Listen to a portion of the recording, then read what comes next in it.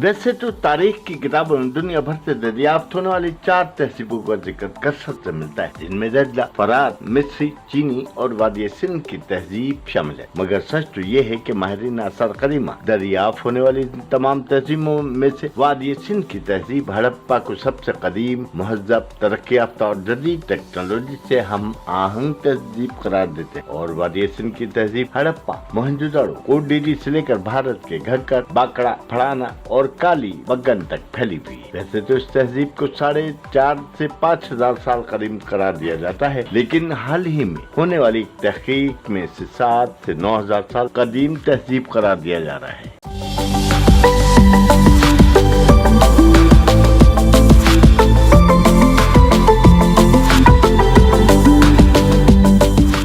मैं हूं मुसाफिर पाकिस्तानी मुख्तार अहमद भाईजी और इस वक्त मैं मौजूद हूं कराची प्रेस क्लब के डिजिटल स्टूडियो में। और इसी स्टूडियो से मैं आपको दिखाऊंगा कदीम तहजीब हड़प्पा की वीरान खंडात, खामोश टीले, कदीम इमारतें, गुमनाम रास्ते और दरियाफ्त होने वाले नवादार। और इसके बाद यहीं से लेकर जाऊंगा साहिवाल से 35 किलोमीटर दूर कदीम तहजीब हड़प्पा की बाक़ियात पर, जो पहले 171 एकड़ तक फैली हुई थी, मगर तबाही के बाद न सिर्फ उसके रकबे में कमी आ चुकी है, बल्कि सही मानों में दरियाफ्त होने वाली इस तहजीब के बारे में तहकीक भी नहीं हो सकी। तो आइए चलते हैं उन खंडात की जानिब।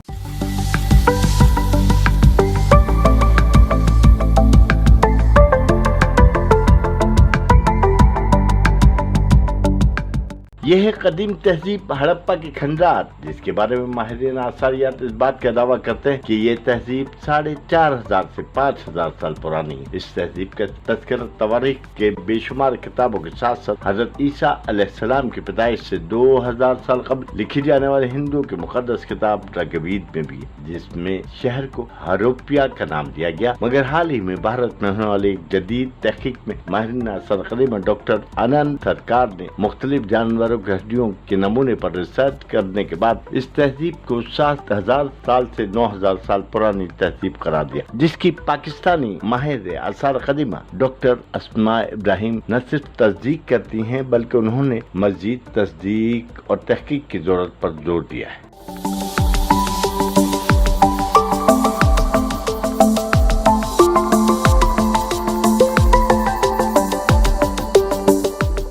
जहाँ तक हड़प्पा पर अब तक होने वाली तहकीक का ताल्लुक है, तो माहिरीन इस तमाम तहजीबों में सबसे महज़ब और तरक्की याफ्ता तहजीब करार देते हैं। माहिरीन के मुताबिक यहाँ के लोग ज़राअत भी करते थे, जबकि उन्होंने ज़रई अजनास को स्टॉक करने के लिए बाकायदा गोदाम बना रखे थे। वो पुख्ता घरों में रहते थे और पीने के पानी के लिए दोहरे कुओं का इस्तेमाल करते थे, जिसके बीचों बीच एक और कुआं हुआ करता था जिसमें रेत भरी होती थी, जिससे पानी फिल्टर करने के साथ साथ पानी को ऊपर लाने का काम किया जाता था। जबकि इन कुओं का पानी इसी तरकीब की वजह से सर्दियों में गर्म और गर्मियों में ठंडा रहता था। यहाँ के वासियों ने निकासिया आपके लिए हिफ्ज़ान सेहत के उसूलों को मद्देनजर रखते हुए ज़ेर ज़मीन नालियां बना रखी थी। यहाँ बसने वाले तांबे और कांसी को पिघलाकर बर्तन और मुजस्समे बनाने के बाद दरियाई बंदरगाहों से इसकी तिजारत भी किया करते थे। माहिरीन कहते हैं कि कदीम और अजीम शहर मेडिकल साइंस में भी इस हद तक तरक्की याफ्ता था कि यहाँ के लोग मिट्टी के जिस बर्तन में पानी पीते फौरी तोड़ दिया करते थे, ताकि उनके जरासीम किसी और को मुंतकिल ना हो सके।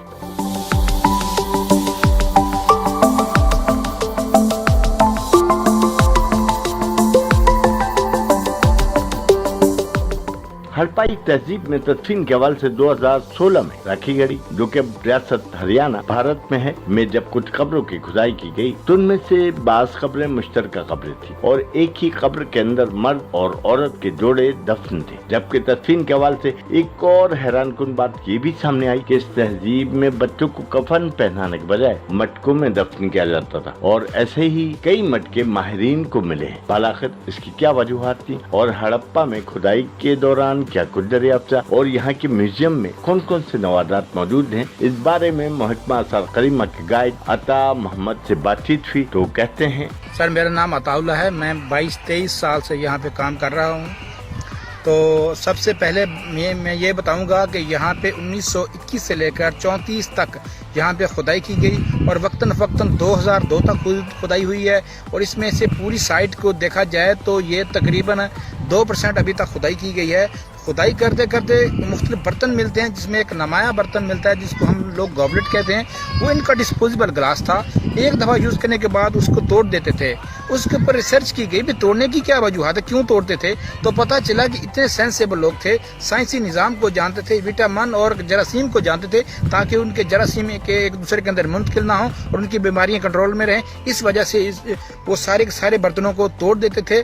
तो बाई चांस हमें जो मिले हैं वो हमने म्यूजियम के अंदर रखे हुए हैं। इसी तरह ये देखें कि ये साइट है, ये 4-5 हिस्सों में हड़प्पा तकसीम था। तो ये इसको हमने फर्जी नाम बाद में दिया है। तो जिस टीले पे हम खड़े हैं उसको हमने टीला AB का नाम दिया हुआ है। इस टीला AB पे हमने खुदाई की। तो खुदाई के दौरान जी हमें कुछ आबादी मिली है और आबादी में एक कुआं मिला है। कुएं के साथ उनके बाथ मिले हैं और इसके साथ साथ उनके डबल रिंग वाला कुआं मिला है। उसमें ऐसा है कि इनका सिस्टम ये हुआ करता था कि ये जो बड़ा रिंग है कुआं है, इस कुएं के अंदर एक और छोटा कुआं है। इन लोगों की सोच और टेक्नोलॉजी देख लीजिए कैसी थी कि ये बड़े कुएं में छोटा कुआं बनाते थे और बड़े कुएं और छोटे कुएं के अंदर जो खला था उसमें ये लोग रेत भर देते थे, जिसकी वजह से कूलिंग होती रहती थी और उसके साथ साथ पानी फिल्टर भी होता था। और मजे की बात यह कि गर्मियों में ये पानी ठंडा होता था और सर्दियों में ये पानी गर्म भी हो जाता था।